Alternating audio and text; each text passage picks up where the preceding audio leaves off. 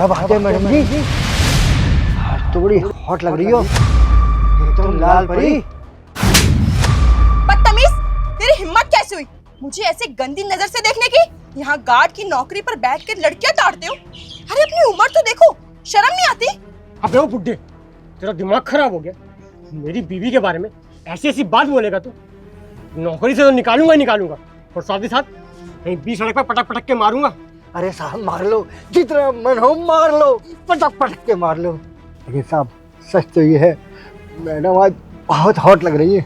और साहब जब दिल में मोहब्बत हो ना तो चांटा भी प्रसाद नजर आता है। आई लव यू मैडम जी। आयुष तुम छोड़ो इसको, इससे ना मुंह लगने की कोई जरूरत नहीं है। एक काम करो, आप ना पुलिस को फोन लगाओ। अभी जब पुलिस के डंडे पड़ेंगे ना, सारी अकल ठिकाने आ जाएगी। ऐसे लोग ना समाज पे धब्बा है। हाँ हितांशी, तुम बिल्कुल सही कह रही हो।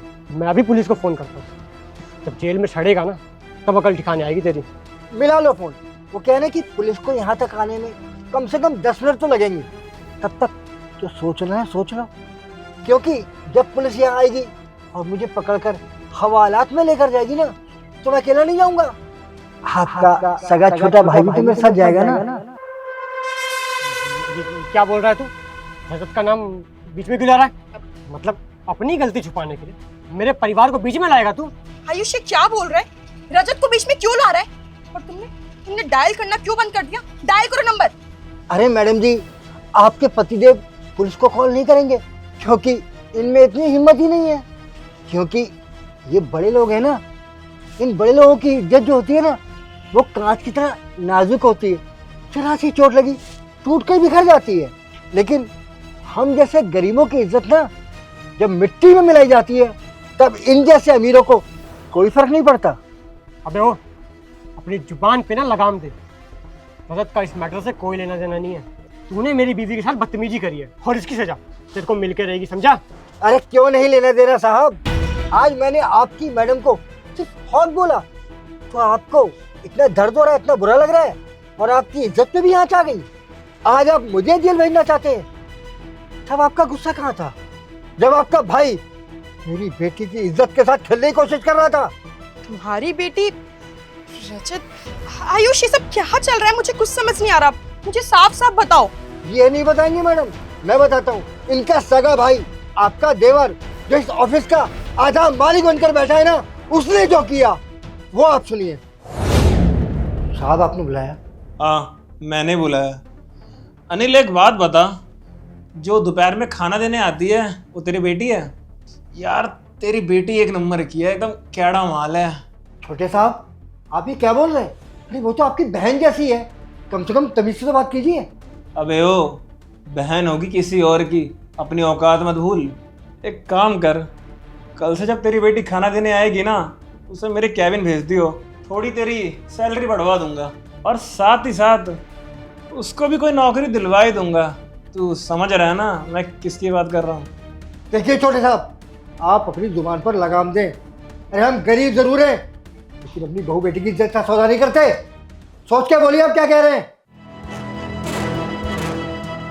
अबे गार्ड, तेरी ये मजाल तू मेरे सामने आवाज उठाएगा? अगर दोबारा मेरे से जबान लड़ाई ना, तेरी इस बेटी को ना पूरे ऑफिस से बदनाम कर दूंगा। और हाँ, तुझे सड़क पे लाके खड़ा कर दूंगा। देख, अगर तू अपनी बेटी को नहीं भेजेगा ना तो मेरे पास और भी तरीके हैं। क्या पता जब तू घर जाए तेरे को तेरी बेटी ना दिखे। और एक बात और, तू सोच रहा है मेरे पे केस कर देगा, कुछ भी कर देगा। मेरा भाई ना मेरे को कुछ नहीं होने देगा। तू मेरा बाल भी बाका नहीं कर सकता। चल निकल।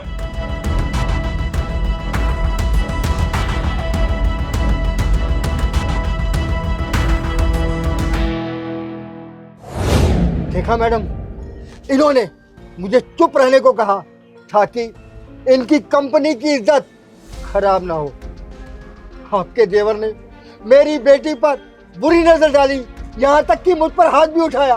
तब इन साहब को सारी सच्चाई पता थी लेकिन इन्होंने कुछ नहीं किया, चुप रहे।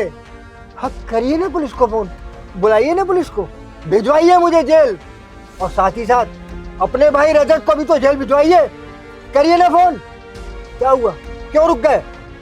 आयुष ये सब क्या सुन रही हूँ मैं? सब सच है क्या?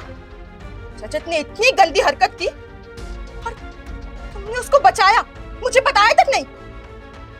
मुझे तुम पर शर्म आ रही है अनुष। तुमने अपने भाई की इतनी बड़ी गलती पर पर्दा डाला। अगर आज मैं इन अंकल को जेल भेजती तो इनके साथ बहुत बड़ा अन्याय होता। देखो अंकल, आप गलत समझ रहे हो, ऐसा कुछ भी नहीं है।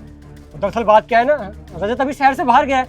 अगर वो शहर में होता ना तो मैं उसको अभी बुलाता और अभी के अभी सबक भी सिखाता। वाह साहब वाह, झूठ बोलना तो कोई आप जैसे बड़े लोगों से सीखे। अपनी गलती, अपना पाप छुपाने के लिए एक और झूठ। ये क्या बकवास कर रहे हो? मैं भला झूठ क्यों बोलूंगा? अरे साहब, अभी आपके भाई रजत 10 मिनट पहले ही अपनी गाड़ी से आए, ऑफिस में गए और अपने केबिन में बैठे। बस साहब, यही फर्क है आप में और हम में। अरे हम जैसे गरीबों की बेटी की इज्जत नहीं होती। आपके भाई ने मेरी बेटी को केबिन में बुलाने की कोशिश की तो आपने उसकी करतूत पर पर्दा डाल दिया और मैंने बस मैडम को हॉट बोल दिया। मानता हूं ये गलत था, तो आप झट से मुझे जेल भिजवाने के लिए तैयार हो गए। अरे क्या हमारे परिवार की कोई इज्जत नहीं है? अंकल जी प्लीज मुझे माफ कर दीजिए। मैंने बिना सोचे समझे आप पर हाथ उठा दिया। I am really sorry. और मैं आपसे ना वादा करती हूँ, रजत को उसके कर्मों की सजा जरूर मिलेगी। हाँ अंकल जी, आप मुझे भी माफ़ कर दो। मुझसे भी बहुत बड़ी गलती हुई है। मैं अच्छा बॉस तो बन गया, लेकिन एक अच्छा इंसान वो नहीं बन पाया। मुझसे भी बहुत बड़ी गलती हुई है जो मैंने उसकी गलतियाँ छुपाई।